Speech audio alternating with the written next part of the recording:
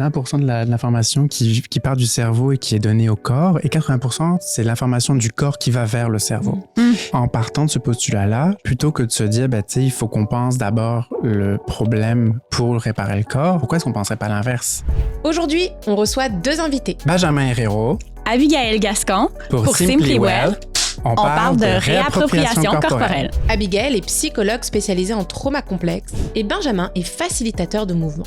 C'est quoi un trauma? C'est quoi un trauma complexe? C'est pas juste dans la tête, là. Vraiment, le corps en prend un coup. Le corps est l'outil que nous avons qui va toujours nous donner l'heure juste. C'est quand il arrive quelque chose de très violent pour le corps, qu'il a besoin d'oublier, et en fait, ce shutdown-là, il est surtout pour protéger. Il faut le rationaliser, il faut le conscientiser, ce trauma qu'on a vécu. Travailler le corps, c'est aussi travailler à lâcher prise. À un moment donné, les gens méritent de vivre, puis pas juste de survivre. Du coup, Benjamin, tu parlais de tes cours. C'est que moi, j'ai des gens qui viennent et puis ils savent pas pourquoi ils viennent. Ah, OK. Moi, j'aime bien dire, en fait, que soigner, c'est surtout aller porter de l'attention à autre chose. En fait, toi, tu dis porter attention à autre chose, mais moi, je le vois comme porter attention au présent. Je vais être ici et non ce que j'ai l'impression qu'il est parce que j'ai souffert, soit hier à mon travail ou il y a des années pendant mon trauma. Finalement, c'est peut-être ça un petit peu la réponse à ce qu'on a amené aujourd'hui. C'est vraiment...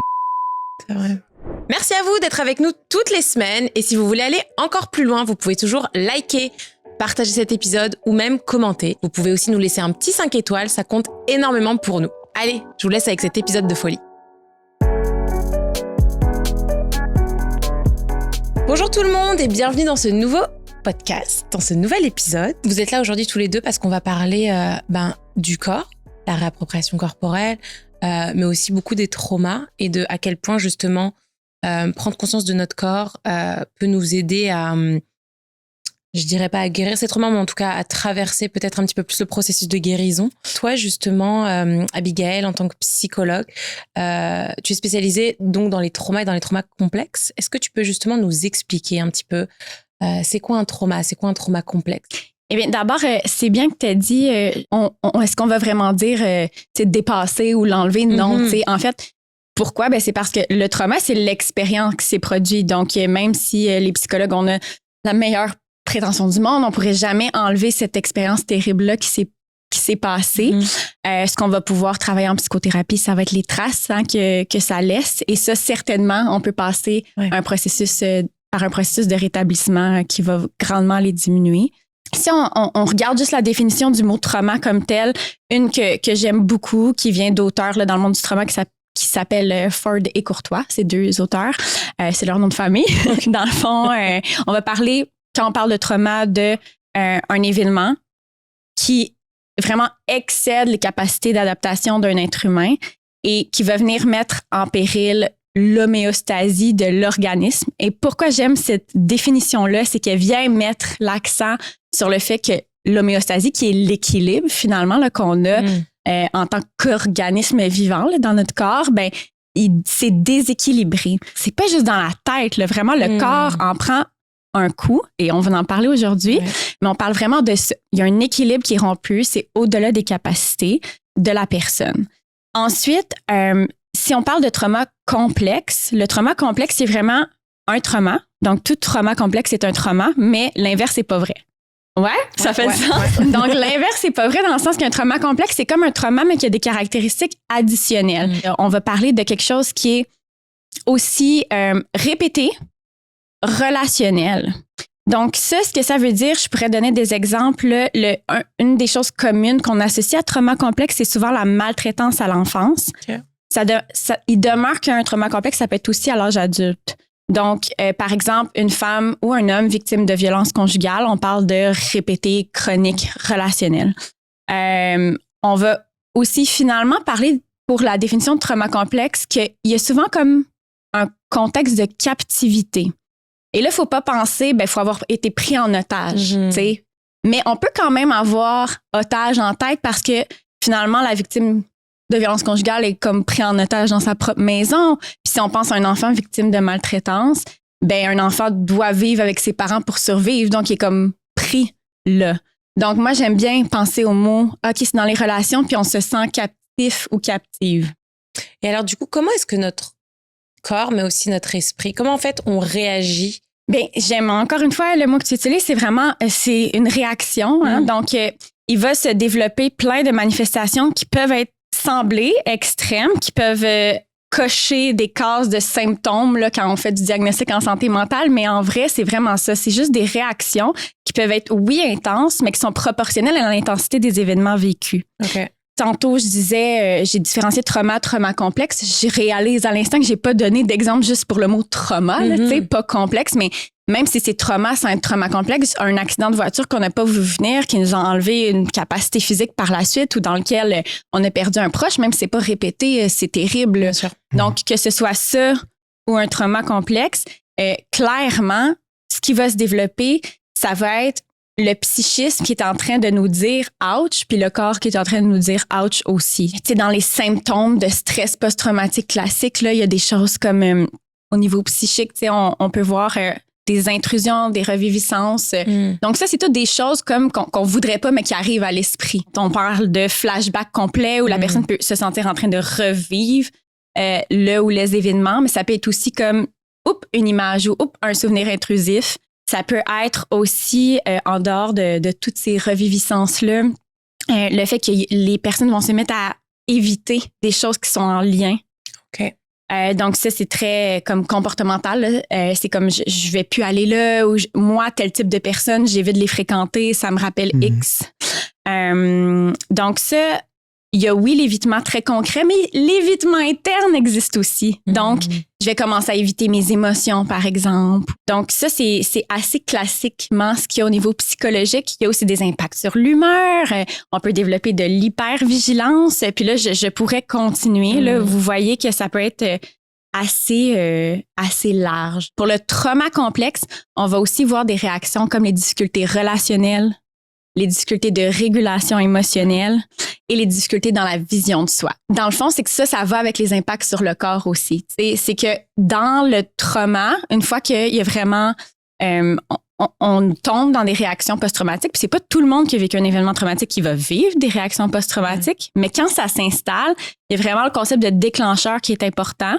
Et là, s'il y a un déclencheur, donc quelque chose dans mon environnement interne ou externe, qui me ramène plus ou moins consciemment, je dirais que c'est souvent très automatique, à ce que j'ai vécu, et bien là, mon corps va vraiment réagir comme s'il était, j'aime ça dire, là-bas et alors au lieu de ici et maintenant. On va prendre un exemple, mettons, d'un trauma comme un accident d'auto. Imaginez que vous voyez un camion qui ressemble à celui qui avait rentré dans votre voiture alors que vous étiez plus jeune, par exemple, avec vos parents. Bien, c'est sûr que ça peut se reproduire dans la vie quotidienne que vous voyez un tel camion, puis ça va être difficile. Mais là, imaginez dans le cas d'un trauma complexe, des déclencheurs relationnels, ça peut être très subtil. Ouais. Donc, c'est que le corps devient, surtout pour les traumas chroniques, il devient comme juste chroniquement activé finalement. Le trauma, ça vient comme détraquer notre système nerveux. OK. Avec le vécu traumatique, il faut comme apprendre à vivre avec un nouveau système nerveux. On peut. Puis je pense que tout ce qui est réappropriation corporelle aide beaucoup. Je suis contente qu'on en parle aujourd'hui. Mais c'est qu'il peut avoir un genre d'hyperactivation de ce qu'on appelle le système nerveux sympathique. Et pour certains, ça va plus loin que ça. C'est qu'il y a tellement eu pas vraiment d'issue, par exemple pour les gens chroniquement abusés durant leur enfance, que ça va être l'inverse. C'est une hyperactivation comme parasympathique, qui ça est plus le système qui va classiquement là, amener le retour au calme. Je vais le dire comme ça, là, très, très vulgarisé, mais c'est comme si c'était une réponse corporelle d'impuissance acquise.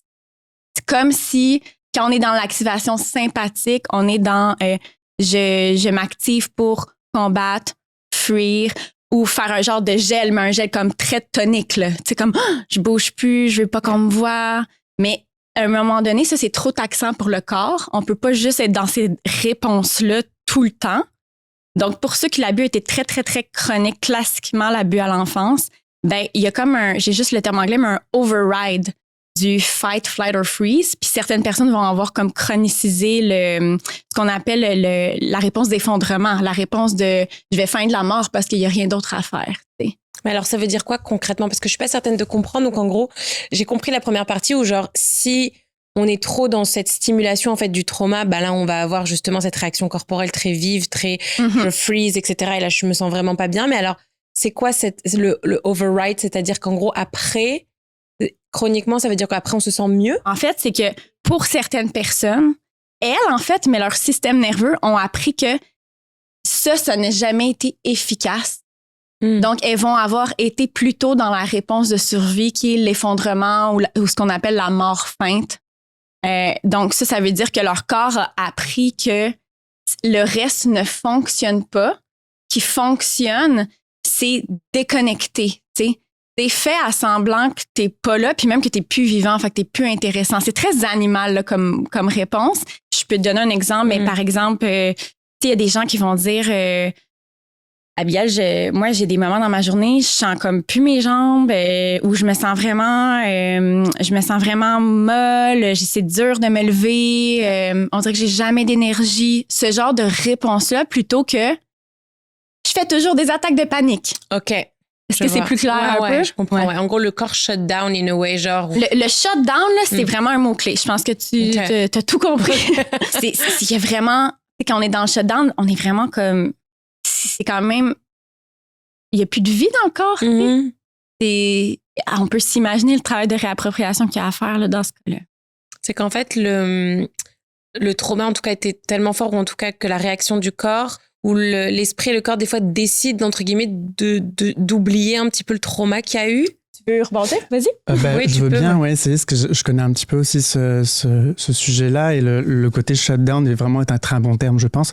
Enfin, le meilleur exemple qu'on pourrait avoir, c'est quand il arrive quelque chose de très violent pour le corps, qu'il a besoin d'oublier, et en fait, ce shutdown-là, il est surtout pour protéger, pour oublier, pour ne pas ressentir.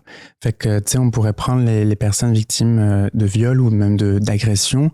Le corps va réagir de cette manière-là, vraiment pour protéger à la fois sur le psychique et à la fois sur le physique. Donc, en fait, tout va affluer vers les organes vitaux. Donc, c'est vraiment un instinct de survie, totalement. Et alors que le fuite ou lutte, là, on est vraiment dans une alerte où c'est comme, OK, je peux encore m'en sortir.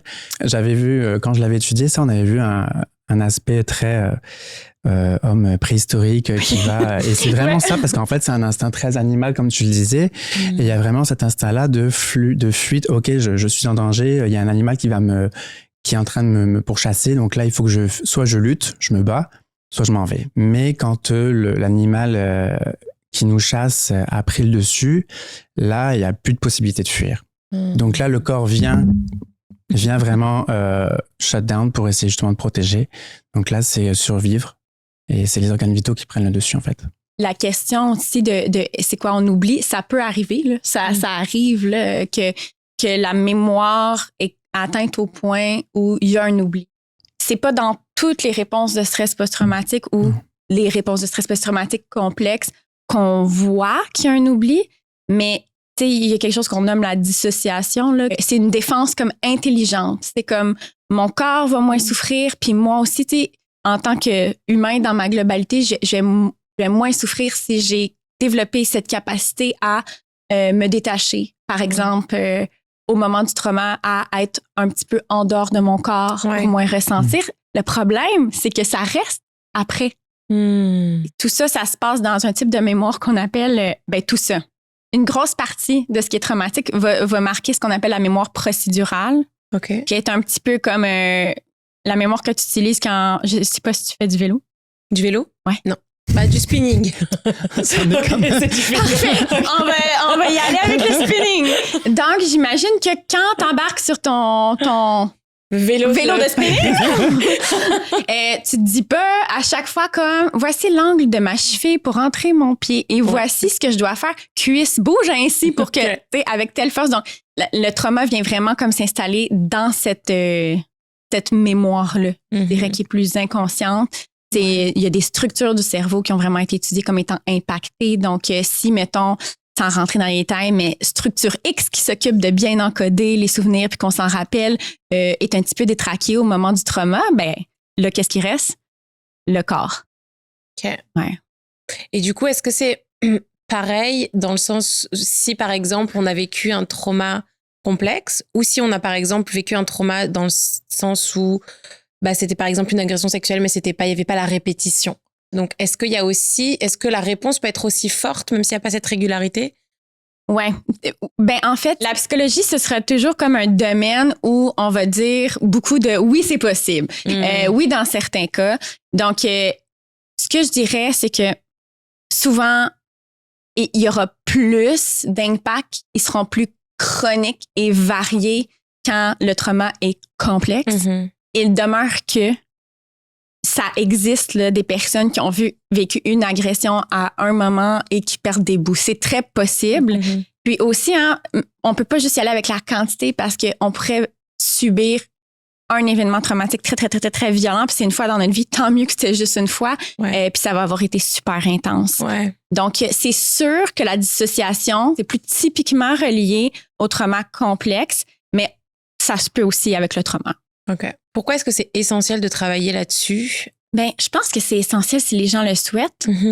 Et mon impression, c'est que la psychothérapie, ou souvent, en fait, c'est allier la psychothérapie et d'autres choses. Puis moi, je conseille vraiment les pratiques corporelles. Pourquoi? Ben, c'est que à un moment donné, les gens méritent de vivre, puis pas juste de survivre. Les gens méritent de vivre, là, les gens méritent d'avoir du plaisir, puis d'habiter leur corps. Donc, je sais pas si tu rajouterais quelque chose, mais... Moi, j'aurais tendance à dire que c'est pas vivable non plus à un moment donné. C'est comme il faut. C'est comme si on allait tout le temps au travail avec la boule au ventre et que on passe 13 heures au travail. Il y a ce phénomène où il y a un moment donné, je pense qu'on y reviendra peut-être aussi un petit peu après, mais il faut prendre ce temps-là pour soi. En fait, à un moment, il faut se prioriser. Et il faut essayer de pas se laisser emporter par ce qui nous entoure et notre environnement. Et donc, il faut parfois peut-être prendre des initiatives de soins, soit psychologiques, soit créatifs. Moi, j'encourage beaucoup le créatif, c'est sûr. Je prône pour ça. mais même l'activité physique en tant que telle va faire du bien aussi. Juste, je trouve que dans le trauma, dans le stress, dans ce genre de choses-là où le corps est impacté, le psychique est impacté, à mon sens, c'est difficile de garder ça pour soi et de continuer à vivre pleinement. Je pense qu'on rate des choses. Je pense qu'on n'est pas complètement épanoui à ce moment-là.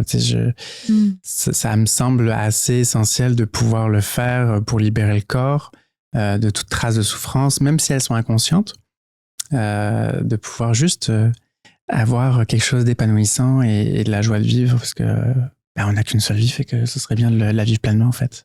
Ouais. Parce que je me dis, des fois, on se rend pas forcément compte, et des fois, on peut avoir vécu un trauma dans notre enfance, un trauma complexe, puis on grandit, et il y a ces espèces de réponses de notre corps qui se mettent en place naturellement, puis on se dit que c'est la norme. On se rend pas forcément compte que, mais il y a quelque chose de pas normal, donc il faudrait peut-être que j'aille travailler là-dessus. Parce qu'il faut le rationaliser, il faut le conscientiser, ce trauma qu'on a vécu. Des fois, surtout quand on est enfant, on se dit que ce qu'on vit, c'est normal, puis tous les autres enfants, ils vivent la même chose. C'est sûr que moi, je suis beaucoup en contact avec des gens que ça a comme tellement eu d'impact qui c'était clair, là, qu'elles ou ils s'en sont rendus compte. Après, je pense que parfois, quand ça vient pas de la personne, c'est que, admettons quelqu'un que c'est tellement automatique, comme tu dis, puis vit sa vie, a jamais pensé que ce qu'il a vécu de traumatisant quand il était jeune peut le suivre jusqu'à aujourd'hui, tu sais. Mais, à un moment donné, voudrait, je sais pas moi, quelque chose de concret, comme établir une relation stable, et là, ça fonctionne pas la première fois, ça fonctionne pas la deuxième fois, ça fonctionne pas la troisième fois. Donc, je pense que c'est jusqu'au moment où la personne va ressentir, ça vient avec la notion de souffrance. Si la personne n'en souffre pas, puis il n'y a pas concrètement quelque chose qui est affecté, je veux dire, je sais pas pourquoi elle irait faire ce cheminement-là, mais il y a nécessairement quelque chose qui va arriver à un moment donné, et des fois, ça peut venir aussi de l'entourage. Comme, je te sens loin, ou il me semble que là, ça fait plusieurs fois qu'on parle de ça, ça change pas. Alors, les gens vont pas arriver nécessairement en thérapie ou avec un autre professionnel, aller chercher des soins en mode, je veux parler de mes traumas d'enfance, mais plus avec, je veux travailler ça. Par exemple, dans ma relation, en ce moment, c'est très difficile. Et là, c'est à nous de faire le travail ensemble, de voir d'où ça vient, tu sais. Mais il va y avoir quelque chose, je pense. Ouais, moi, j'ai l'opposé total, en fait, à ça. Parce que, ben, je pense que j'ai justement l'espèce de complémentarité à ce que toi, tu as. C'est que moi, j'ai des gens qui viennent et puis ils savent pas pourquoi ils viennent. Ah, OK. Fait que ils ont lu le titre, c'est réappropriation corporelle, OK. Cool. Bon, j'ai C'est peut-être des blocages un peu dans le corps, genre, je suis pas, tu sais, souvent, ce qui va revenir, c'est qu'on va me dire, je sais pas bouger, je sais pas danser. Ou, j'ai juste besoin de retrouver un petit peu de lien dans le corps, un petit peu de mobilité et de quelque chose de plus fluide. Ou juste, j'ai déjà eu des personnes, j'ai eu 3 enfants, puis après 3 grossesses, j'ai besoin de me réapproprier mon corps, justement, parce que j'ai l'impression qu'il m'appartient plus. Fait que ça va être souvent des choses comme ça, mais pas très concrètes. Tu sais, c'est jamais concret, puis on dirait que c'est au fur et à mesure des séances. Puis moi, souvent, c'est 10-12 séances. Et les sessions, c'est souvent ça. Et j'ai remarqué, c'est souvent la séance 8 ou 9 où il y a quand même des déclics qui se font. Wow. Parce qu'il y a cet aspect où les personnes viennent en voulant la pilule magique qui va soulager, qui va faire du bien tout de suite. Mais à la séance 8-9, il y a toujours un déclic de... Je sais pas, les hanches se débloquent pour certaines personnes, les émotions ressortent. Il y a des fois des personnes qui vont craquer, qui vont pleurer, des personnes qui au contraire vont exploser de rire. Il y a tout un mécanisme, je pense, qui se met en place au fur et à mesure des séances, qui fait que d'un coup, elles réalisent que peut-être qu'il y avait un blocage qu'elles n'avaient pas compris, peut-être qu'il y avait une gêne qu'elles n'avaient pas compris. Et là, après, elles se rendent compte que, oui, ça fait du bien déjà d'en prendre conscience, de le réaliser, et 2, de se dire, OK, je vais le travailler maintenant, puis je vais aller approfondir. J'ai eu une fois l'exemple si je peux aller dans un exemple concret, une personne qui était là depuis un petit moment avec moi dans les cours et qui a réalisé vraiment sur un exercice parce que justement il y a eu une réminiscence de quelque chose qui est revenu et là ça s'est remonté tout de suite et ça a fait remonter le trauma en fait, qu'elle avait aucune conscience de ce trauma-là. Et ça, c'est des moments je suis ému rien que d'y penser, mais c'est des moments que j'étais pas préparée quand j'ai créé le cours. J'étais vraiment pas préparée à ça et là, je m'éloigne un petit peu du sujet quand même, mais c'est vraiment ce genre de choses qui fait réaliser que c'est nécessaire aussi. Et moi, est-ce que je peux remonter? Vas-y, bien sûr, mais je pense qu'on veut dire la même chose, mais je te laisse le dire. Oh là là! On est trop enthousiastes de ton partage que tu dis qui est à côté, mais qu'on aime. Mais en fait, je trouve ça génial qu'il y ait ces espaces-là, tu sais, où c'est pas nécessairement comme si vous avez des traumas, venez. Puis la raison derrière ça, c'est que je suis pas surprise, c'est que tu as des participantes qui ont constaté par une pratique corporelle qu'elles avaient vécu quelque chose de très important qui les avait affectées. Pourquoi? C'est parce que notre corps ne ment jamais. Le corps est l'outil que nous avons qui va toujours nous donner l'heure juste. Alors, nous, on peut avoir fait du déni, peut-être pour survivre, là, mais le corps, lui, il s'en rappelle. Puis ça s'explique pas. Là. C'est au-delà de ce qu'on pourrait dire en tant que scientifique. Là, comme, je peux pas l'expliquer, mais on le voit à répétition et on sait ce qu'on sait. Si je retourne à mon côté scientifique, c'est qu'il y a définitivement un lien, ça a été très étudié entre les expériences traumatiques et les symptômes somatiques, les symptômes corporels. Donc, c'est vraiment cool. Ouais. Oui, puis moi, c'est ça que je me suis rendu compte en créant ce cours-là. C'est au tout début, par la pratique par les témoignages des personnes qui venaient, que ça leur faisait du bien. Alors que mon objectif n'était pas de faire du bien à la base, je faisais un cours d'étirement, de posture, tu sais, qui avait absolument rien à voir. Moi, c'était limite un cours de fitness au début, que je voulais faire. Qui s'est transformé en un cours, tu sais, je peux pas parler de thérapie parce que je ne suis pas thérapeute, mais en tout cas, d'un cours qui amène le bien-être, en tout cas, je l'espère, mais en tout cas, qui questionne, ça c'est certain, et qui nous rapproche de notre rapport au corps. Moi, j'aime bien dire, en fait, que soigner, c'est surtout aller chercher de l'attention, aller porter de l'attention à autre chose pour un peu dévier la pensée, hein, tu vois ce que je veux dire? Ouais. Pour essayer de dévier la pensée. Et finalement, moi, je le traite par le jeu et par l'amusement et le côté ludique du corps. Mais en déviant cette pensée-là, on va travailler les choses sans que les personnes se rendent compte. Puis ça va se débloquer sans qu'on s'en rende compte. Ça, c'est super agréable déjà parce qu'au moins on ne travaille pas de manière abrupte et difficile. Et surtout, ça permet d'avoir un plus large éventail d'instruments et d'outils pour se soigner. C'est vrai que oui, des fois, on cherche, on pousse, on veut aller dedans, on veut aller... Puis ça débloque pas, puis on va faire une marche. On va l'écrire, puis là-dedans qu'on va avoir la solution. Oui. Ben c'est ça, en fait, tu dévies, puis là, ton cerveau, il travaille tout seul. Puis en fait, c'est vraiment intéressant ce que vous dites parce qu'il y a quand même une explication vraiment concrète, scientifique, au fait que quand on est en gros stress ou, par exemple, là, concrètement en reviviscence traumatique, là, j'ai encore juste le terme anglais, mais on peut pas think our way out of this comme... Parce que dans cet état-là, notamment, le cortex préfrontal est désactivé. Puis le cortex préfrontal, c'est la pensée, le langage, c'est la partie à l'avant du cerveau là, qui est comme je vais prendre du recul, me faire une liste de tâches, voir par où commencer. Comme ça fonctionnera pas. Alors là, ce que tu es en train de dire, c'est que tu vas prendre ta marche.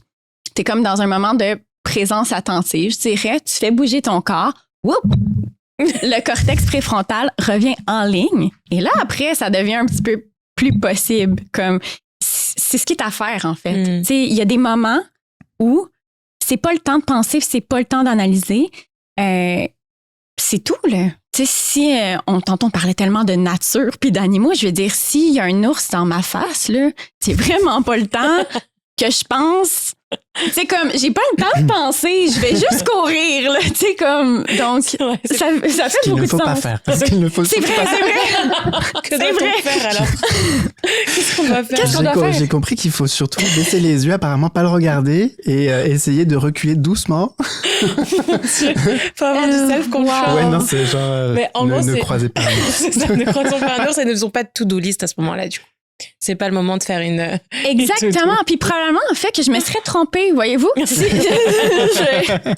serais trompée parce que mon cortex préfrontal n'aurait pas été en ligne au moment où j'aurais rencontré l'ours, puis j'aurais fait comme la première chose. Ouais. Puis des fois, c'est ça aussi, il faut pas trop se taper sur les doigts. Si en moment, on est super activé, on a pris une mauvaise décision, c'est... Selon comment votre cerveau est fait, c'est normal que quand vous êtes super activé, vous n'êtes pas en train de prendre les meilleures décisions de votre vie. Ouais. Du coup, Benjamin, tu parlais de tes cours. Ouais. Est-ce que tu peux justement nous expliquer un petit peu qu'est-ce que tu fais, qu'est-ce que tu proposes et puis c'est quoi justement le concept de la réappropriation corporelle? Le concept, je t'avoue que le terme en tant que tel, je sais pas d'où il sort. Il est sorti par hasard, vraiment. Le cours est vraiment d'essayer de donner un espace de confiance pour les personnes qui sont désireuses de bouger et d'être un peu plus attentifs à leur corps. On va pouvoir apprendre à bouger, apprendre la mécanique corporelle et tout simplement essayer des choses différentes de ce qu'on pourrait faire habituellement. J'aime bien dire que ce cours-là, c'est un peu comme une récréation. C'est-à-dire qu'on va faire tout ce qu'on n'a pas le droit de faire à l'extérieur. Mais pour ça, il faut, et ça je l'ai appris vraiment avec le temps, il faut que je crée cet espace de confiance. Parce qu'au-delà de créer des exercices qui vont aider les personnes à se réapproprier leur corps, à mieux bouger, à possiblement aller soigner des traumas ou en tout cas les soulager, oui, c'est bien, mais avant toute chose, pour que les personnes soient disponibles à le faire, il faut que je crée cet espace de confiance-là. Parce que tu parlais de réminiscence de choses, et des fois, un simple... De réviviscence, ouais. Oui, réviviscence, ouais. Excuse-moi. Parfois, un simple... je sais pas, le simple fait de donner des directives va ramener quelque chose. Ou tu sais, ça va être tout dans la façon de comment j'amène les choses.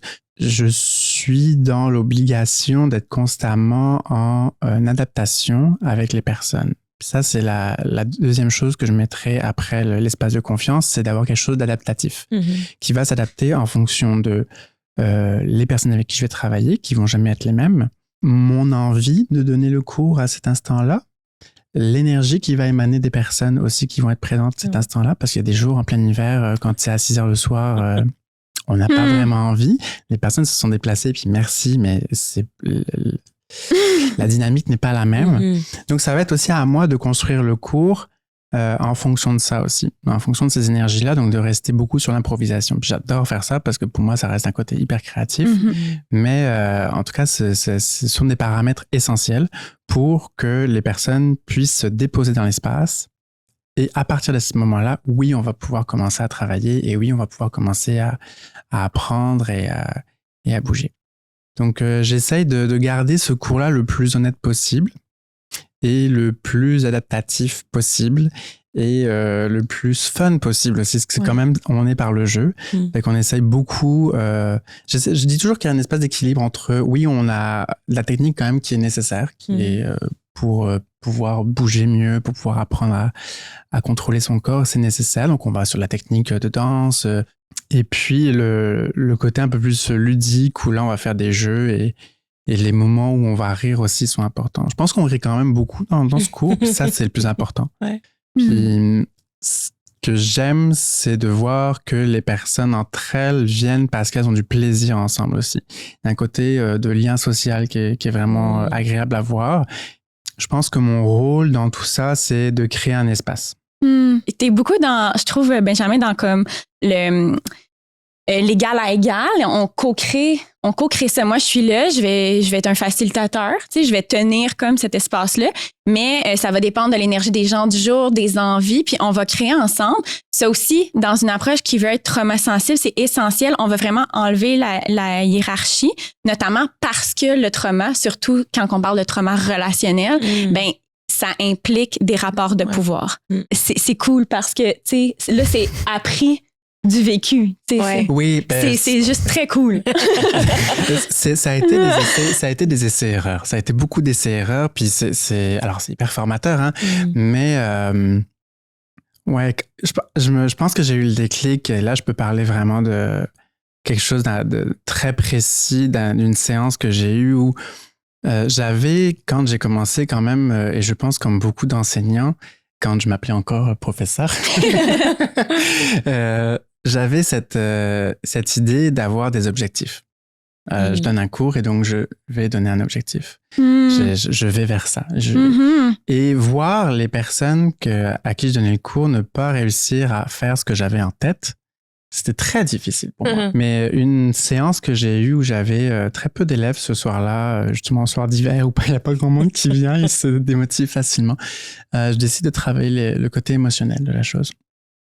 Et on travaille là-dessus sur un côté vraiment lâcher prise, où là, je l'ai fait lâcher les fous, un petit peu comme un cheval qu'on lâcherait dans un champ. Je leur dis, vous lâchez tout, là, vous lâchez tout, mais je les poussais vraiment pour qu'ils lâchent, parce que je trouvais qu'ils n'arrivaient pas à se lâcher. Et on est sorti des émotions d'une élève qui s'est mise à pleurer, qui s'est répercutée sur tout le monde. Et là, j'ai tout le monde dans le studio qui est en train de pleurer, mais pas des petits pleurs, doucement, là. Quand même quelque chose de très intense et de très profond. Et ça touche, c'est certain, parce que je me dis, waouh, ok, ils ont réussi à se lâcher, mais en même temps, là, je sens que je perds le contrôle. Je suis pas prêt pour ça, je ne suis pas thérapeute, je ne suis pas psychologue et je suis pas prêt à recevoir toutes ces choses-là.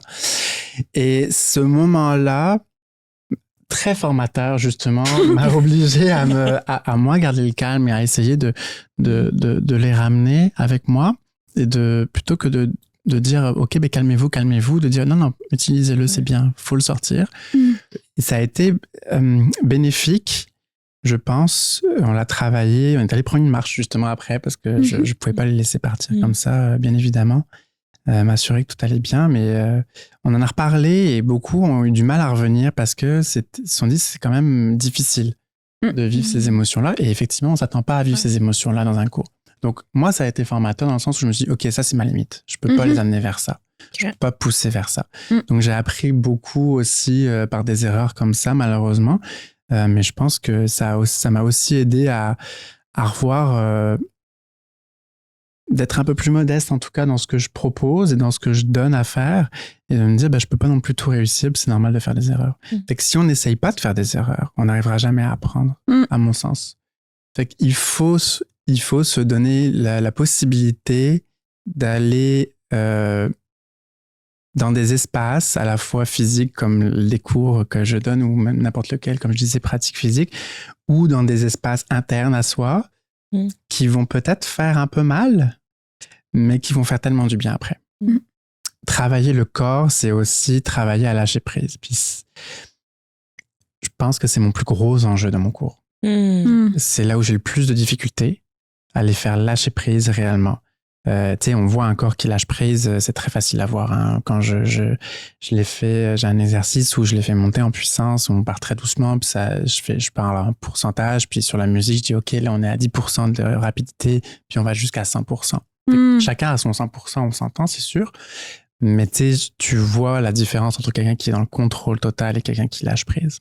Tu sais, je travaille beaucoup aussi sur comme je l'ai dit, sur le côté social et les systèmes d'oppression, etc. Tout ça. Puis je pense que notre société est beaucoup dans le contrôle, on est beaucoup dans l'image et le paraître. Et le lâcher prise, c'est la dernière chose qu'on arriverait à faire pleinement. Ouais. Mais si tu me permets, c'est qu'on dirait qu'on pense que lâcher prise, c'est comme. Ça veut dire. Je sais pas, là, mais moi, quand on me parle de lâcher prise, souvent, je reçois des personnes que j'ai en consultation que c'est supposé être le fun. C'est supposé vouloir dire respirer vraiment confortablement sur le bord d'un lac avec rien en tête. Mais comme lâcher prise, pour moi, c'est être avec ce qui est. Là. Donc, ça se peut que ce qui est dans ton corps, c'est de la colère. Ça se peut que ce qui est dans ton corps, c'est te sentir vraiment hyper actif puis avoir besoin de lâcher ça. Mais comme c'est sûr que si, dans notre tête, lâcher prise, c'est comme être absolument bien, ben on y arrivera pas si ce qu'on ressent aujourd'hui, c'est pas qu'on est bien. On peut pas être tout le temps bien. Non. T'sais? Donc, je trouve ça cool parce que quand, mettons, on est dans le corps, ben, tu sais, c'est comme si tu amènes, genre, aller à 30%, aller à 30%. Fait qu'on dirait que ça contourne un peu le. C'est juste, on va lâcher prise, mais dans ce qui est corporel, finalement, versus je vais m'asseoir, je vais faire de la méditation. Mais de la même manière, tu parlais que vivre un trauma, le corps, il oublie pas. Non. Je pense que justement, c'est là la chose, c'est que même si tu as envie, ton corps, il n'oublie pas. Fait que ton corps, lui, il sait et il s'est habitué. Tu sais, je parle aussi beaucoup d'habitude dans mes cours. Parce que pour moi, quand on crée une habitude corporelle de gêne, de ne pas lâcher prise, justement, ce genre de choses-là, ben, c'est difficile de transgresser après cette règle-là. Puis, justement, dans mes exercices, je crée un cadre dans mes exercices où chacun vient piocher un petit peu ce qu'il a envie de piocher. Par exemple, je vais dire, on va bouger le sternum, puis on va imaginer que toute la lignée de la colonne vertébrale, du sacrum, sternum et de la tête va être un petit peu comme une corde ou comme un serpent ou ce genre de choses-là. Puis vous allez pouvoir la mobiliser pour essayer de créer du mouvement à l'intérieur de ça. Mais chacun va pouvoir le faire comme il le souhaite après. Il n'y a pas de façon de faire. Ouais.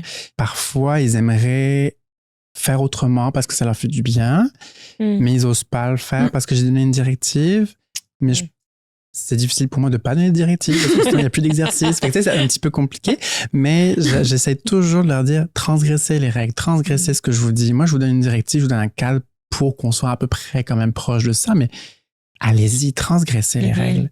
Mais c'est en même temps, tu parles d'initier, puis moi, je vois comme si les personnes dans ton cours, tu les inities par le corps à être libre et explorer. Puis là, je nous ramène à ce qu'on abordait un petit peu plus tantôt, mais tu sais, justement, quand on vit des expériences traumatiques, ou on pourrait parler aussi d'expériences très difficiles, on est pris dans quelque chose. Donc, tu sais, la liberté, c'est l'opposé de la coercition, là. Tu sais, donc, je suis juste comme, mais tant mieux. Si pendant, comme, c'est combien de temps ton cours? 1 heure? 1h30. 1h30, ben comme, pendant 1h30, je suis là comme à être libre, pratiquer, pas juste parler d'être libre. Puis moi, je dirais, de vivre avec ma mémoire procédurale, genre c'est quoi me sentir libre. Moi, je trouve ça comme, tu sais, le potentiel de ça, c'est génial, là, vraiment, de juste le faire, le vivre. Ouais.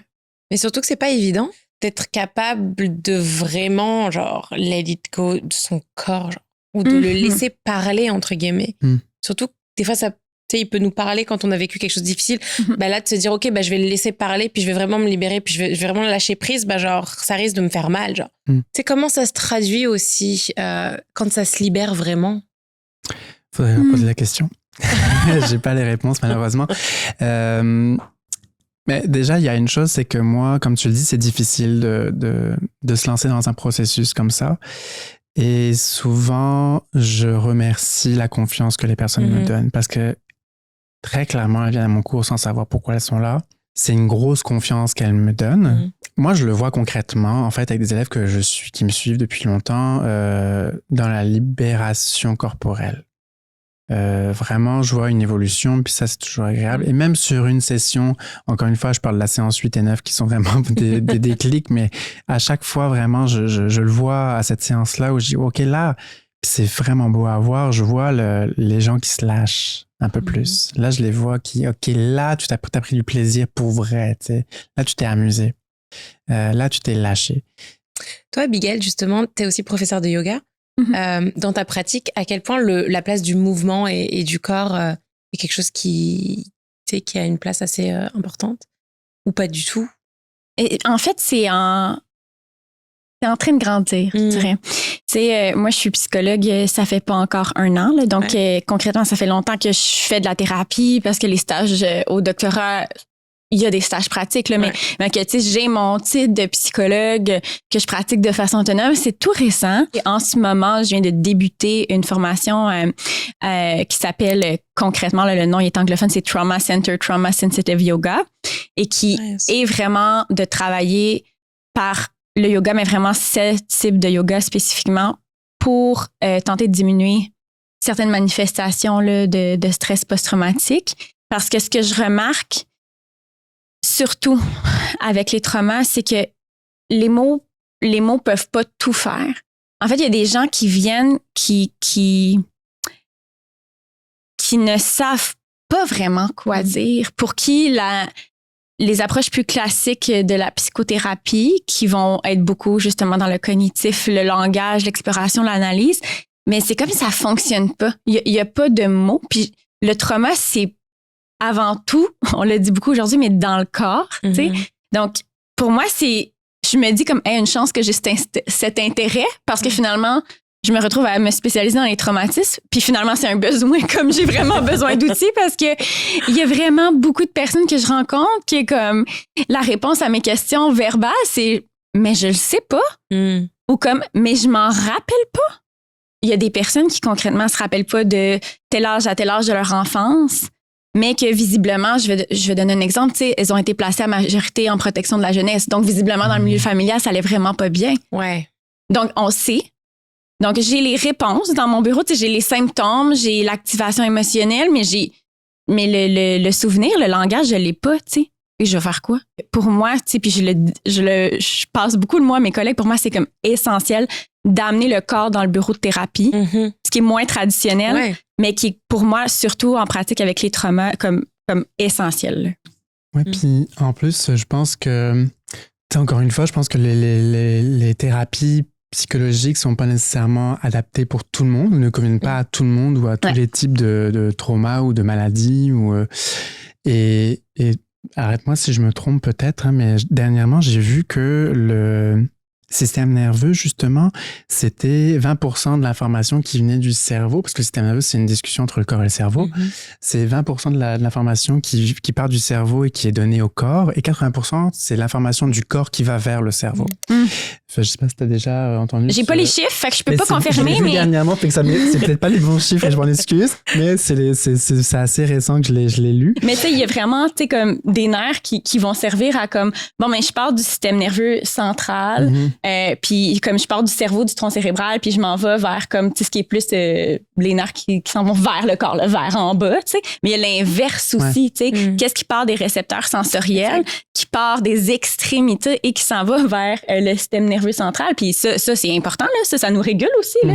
Fait que j'ai pas le chiffre, mais en tout cas, c'est certainement une énorme partie importante. Faut pas l'oublier, tu sais. Oui, c'est ça. C'est une partie importante de la proprioception. Donc, ce qu'on appelle vraiment comment je me sens dans mon corps. La proprioception, c'est ce qui nous permet de comprendre notre corps dans l'espace. Fait que, si je suis capable d'attraper un verre sans y penser, c'est ce qui me permet de m'aider sans avoir à le faire systématiquement, sinon ce serait éprouvant. En partant de ce postulat-là, je me dis, c'est cool parce que ça veut dire que plutôt que de se dire, il faut qu'on pense d'abord le problème pour réparer le corps, pourquoi est-ce qu'on ne penserait pas l'inverse? On passe par le corps, on va lui donner un petit peu de joie et de bien-être, puis ça va tout naturellement remonter au cerveau et soigner la problématique plus facilement, ou en tout cas libérer des choses, ou peut-être ouvrir des choses. Mais tu sais, j'ai l'intime conviction que aller chercher parfois l'inverse, c'est-à-dire le côté corporel avant le côté cérébral ou cognitif, dans une médecine qui est quand même très intellectuelle, intellectualisée, je trouve que ce serait bon d'aller chercher dans d'autres médecines qui existent un petit peu ailleurs dans le monde et qui prônent le corps avant tout.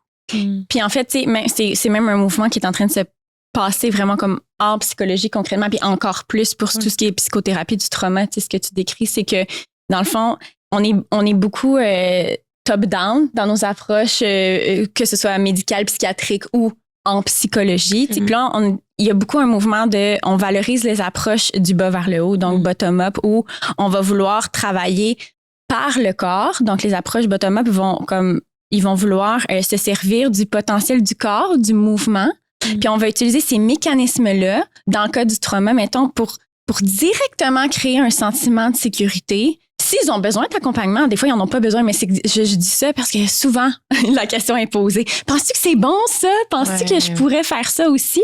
Puis quand on ne sait pas, puis on est professionnel, puis on est vu comme supposé tuer la personne qui sait, ben c'est challengeant. Donc moi, je trouve ça vraiment chouette quand nos approches, justement, reconnues, mettons, par nos ordres, se diversifient et s'ouvrent à plus grand. Là, on est en business. Je suis dans les anglicismes aujourd'hui, là, mais vraiment, on est en business. Non, mais c'est vraiment important en plus ce que tu dis, puis je pense que ça me fait penser qu'il faudrait travailler ensemble plus et effectivement s'ouvrir à ça, mais à l'inverse aussi, peut-être que les pratiques corporelles pourraient s'ouvrir un petit peu aussi à pas juste le côté récréatif, mais prendre conscience que quand on a des personnes qui viennent dans nos cours, on a aussi une responsabilité. Et je sais que j'ai déjà eu des élèves qui sont venus à mes cours aussi parce que les psychologues leur avaient dit ce serait bien que tu ailles danser, ce serait bien que tu ailles explorer corporellement les choses. Et moi, je sais que je recommande même dans mon entourage personnel, mes amis, d'aller chercher vraiment pas venir à mes cours, hein, parce qu'il n'y a pas que mes cours, heureusement, mais tu sais, d'aller chercher, je fais, OK, c'est quoi toi c'est quoi leur approche créative? Je veux dire, on a, je pense tous et tous, au moins une approche créative, même si ça va être juste chanter, écrire, bouger, c'est quoi en fait? Et d'utiliser cette approche-là pour aller soulager un petit peu la conscience de temps en temps. Et c'est pas nécessairement de réparer les traumas, c'est juste des fois de soulager un petit peu le trop-plein qu'on peut avoir au quotidien. Ouais, ça fait du bien, ça permet de déposer les choses ailleurs. En fait, ça nous nourrit tellement. Et je trouve que c'est souvent relégué genre au 3e plan. C'est genre vraiment, soit c'est c'est pas pour moi, je suis pas artistique, on se met des limites dans la tête, ou quand on est devant notre papier, on se dit oh mon Dieu, je serais pas capable de faire ça, ça va être moche et tout. Donc on a tout de suite cette quête de performance, dont on a parlé. Puis on se met nos propres barrières, mais si on se disait simplement je fais ça pour moi et je sais que personne va le regarder, puis je fais la chose la plus moche du monde et j'en ai absolument rien à faire, genre par exemple c'est la peinture ou je sais pas, en fait il y a cette liberté et ce lâcher prise dont on parlait, et ça a un effet tellement puissant, je trouve. Et je trouve qu'on n'accorde pas assez d'importance là-dessus. C'est vrai. Ça me fait penser justement, je suis donc les cours actuellement et on avait une question du professeur cette semaine qui était « Qu'est-ce que l'art ?» Et on discutait en groupe et une personne a amené quelque chose que j'ai trouvé vraiment de très pertinent qui était je pense que si on doit définir l'art, ce serait porter attention à quelque chose. Aller porter une attention précise sur une chose. Comment je porte mon regard sur cette chose-là. Tu sais, je regarde une œuvre d'art, c'est j'admire de l'art, mais en fait, je porte attention à ce que je suis en train de regarder. J'écris, je porte attention à ce que je suis en train d'écrire. Je danse, je porte attention à mon mouvement, à comment je bouge. Fait que pour moi, tu sais, c'était vraiment, j'ai trouvé ça très intéressant de voir cette façon de faire parce que on a parlé un peu plus tôt justement de comment aussi réguler le système nerveux, comment aller dévier le trauma et l'idée du trauma, porter attention à autre chose. Fait que quand on porte attention à quelque chose et qu'on s'y donne à 100%, peut-être pas 100%, mais en tout cas on essaye le maximum, ça va nous permettre de nous détacher de notre réalité un instant et de retrouver ce calme-là en fait. Ouais, puis en fait, toi, tu dis porter attention à autre chose, mais moi, je le vois comme porter attention au présent, mais d'une manière. Oui, exactement. C'est ça, tu sais. Ouais. C'est comme, en fait, c'est au lieu d'être dans comme j'ai encore un terme anglais, mais juste mon monkey mind qui va vraiment vite, là. Comme je vais être en train de faire mon œuvre. Tu sais, je vais être ici, puis je vais être comme dans ma réalité, dans mon présent. Tu sais, et ce présent-là, si je suis vraiment connectée à maintenant, il est agréable, tu sais, puis il est dans ou parfois pas, mais il est dans ce qui est déjà là. Puis enfin, je peux rentrer à l'intérieur de moi, mais à l'intérieur de ce qui est vraiment ici, maintenant, et non ce que j'ai l'impression qu'il est parce que j'ai souffert, soit hier à mon travail ou il y a des années pendant mon trauma. Tu sais, c'est comme... Puis je trouve qu'il n'y a rien de plus efficace, honnêtement, que l'art sous toutes ses formes pour ça. Mais je trouve ça hyper intéressant ce que tu dis parce que oui, je pense qu'il y a une vérité là-dedans qui est que c'est de s'ancrer dans le moment présent. Puis finalement, c'est peut-être ça un petit peu la réponse à tout ce qu'on a amené aujourd'hui. C'est vraiment de réussir à s'ancrer dans le présent parce qu'un trauma, finalement, c'est ça. Hein, c'est d'être enraciné dans un passé qui nous tient et de se ramener dans un présent, de vraiment focuser sur quelque chose de très présent. Peut-être que c'est ça la clé aussi. Une des clés, c'est pas la clé, mais ça va être une des clés peut-être pour réussir à soulager ces traces qui sont laissées sur le corps. Encore une fois, les pratiques somatiques, comme mon cours, comme le yoga, toutes ces choses-là, je pense que c'est ça que ça fait. Ça nous oblige à écouter notre respiration, à écouter notre corps. Et donc, on pense plus à autre chose parce qu'on pense qu'à ça. Ouais. Et une reconnexion à soi, en fait, aussi, qui est hyper importante. Mais pour ça oblige à s'octroyer du temps. Parce que c'est un processus. C'est ça, c'est pas 1 minute ou 2 minutes qui suffiront. Exact. C'est un processus et c'est une régularité à mon sens aussi. Tu sais, soit tu dis tu fais tous les jours, mais ça peut être 1 fois par semaine. Mais ce moment-là, je pense que ça aide. Tu sais, mes élèves qui viennent à chaque semaine, je pense qu'à chaque fois qu'elles viennent, au fur et à mesure, elles arrivent dans un autre état parce que dès qu'elles arrivent, elles savent que c'est leur moment. Fait que je pense que corporellement, elles arrivent à s'ancrer plus rapidement à chaque semaine, de plus en plus rapidement parce que elles le connaissent, parce qu'elles connaissent les gens, parce qu'elles me connaissent, parce qu'elles savent ce qu'on va faire, parce que j'ai aussi des rituels, tu sais, d'entrée et de sortie. Fait que je pense qu'il y a ça aussi qui est important, de créer des rituels pour apprendre à s'ancrer et être dans le moment présent aussi. Qu'est-ce que vous aimeriez dire à ceux qui nous écoutent qui soit ont vécu quelque chose, ont vécu un trauma complexe ou simplement ceux qui sont intéressés par la réappropriation corporelle et qui n'ont pas forcément vécu quelque chose de difficile. Comment est-ce que vous terminerez cet épisode? Ce serait quoi votre mot de la fin? Qu'est-ce que vous leur direz? Moi, j'aimerais ça normaliser que autant qu'on a dit que c'était comme une voie qui était aidante puis qu'on encourage les gens à le faire, ce serait normal que ce soit difficile. Ce serait normal que ça sonne comme OK, les gens disent que comme c'est apaisant, que ça va m'aider à me reconnecter, mais moi, quand je pense à prendre un moment pour prendre soin de mon corps, je trouve ça vraiment dur. Et là, c'est sûr, c'est la psychologue qui parle, particulièrement pour des personnes qui ont été occupées à survivre, particulièrement les gens qui ont vécu des traumas, ce serait normal que là arrive comme « Oh, je pourrais faire une œuvre d'art un instant, tu sais, ce serait normal que ça sonne étranger, que ça sonne difficile, presque forcé au départ. Puis j'ai comme envie de semer l'espoir que c'est possible quand même. Et c'est pas parce que ça sonne pour le moment que ça le restera toujours ou que c'est des personnes pour qui, ça veut dire que vous êtes pas assez bonne ou vous priorisez pas. Tu sais, je pense que c'est normal quand on n'a pas fait ça depuis longtemps, que ça apparaisse comme un défi, mais ça ne veut pas dire que c'est pas pour nous. Au contraire. Moi, je vais prendre mes notes parce que j'avais une citation wow. que j'aime beaucoup, qui est de Catherine Meyer, qui disait « Le chemin que l'on parcourt possède une valeur aussi grande que l'objet que l'on examine ». Et à mon sens, c'est réellement ça, c'est de se dire que oui, on peut avoir un objectif et de commencer une thérapie ou de commencer à bouger, puisque c'est ce qu'on disait aujourd'hui aussi, d'aller commencer à aller chercher un petit peu de l'aide. En tout cas, à l'extérieur, c'est bien parce qu'on a un objectif de guérison, même si on s'entend qu'on ne guérit jamais vraiment. On va juste apprendre à vivre avec, à mon sens. Mais c'est le processus qui est le plus important. Et moi, je pense que le processus, ça peut être le processus d'une vie.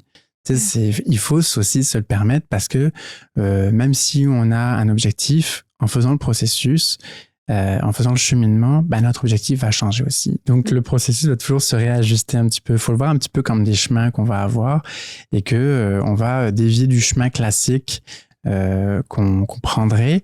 Puis là, on va prendre un chemin qui est déviant. Oh, wow, OK, il y a quelque chose de fun ici. Puis il va y en avoir un autre, puis il va y en avoir un autre. Puis, tu sais, je pense que moi-même, j'ai fait un processus sur moi, sur mon corps et sur toutes les problématiques. On a tous nos petits bobos à résoudre. À chaque fois que j'ouvre une porte, j'ai l'impression qu'il y en a 10 nouvelles, tu sais. Ouais. Et c'est cool. C'est bien aussi. Et il faut s'autoriser à prendre ce temps-là et à se dire, c'est pas grave, en fait, si la finalité n'est pas comme je l'avais pensé. Puis se donner du temps. Merci beaucoup. Merci beaucoup à toi et pour cette rencontre aussi. Merci. C'était vraiment très intéressant. Merci à vous pour votre écoute. Et si le podcast vous a plu, n'hésitez pas à vous abonner, à liker cet épisode et surtout à nous suivre sur tous les réseaux sociaux sous le nom de Bien-être Simple. On donne encore plus de conseils bien-être là-bas. Je vous dis à bientôt pour transformer votre vie, un épisode à la fois.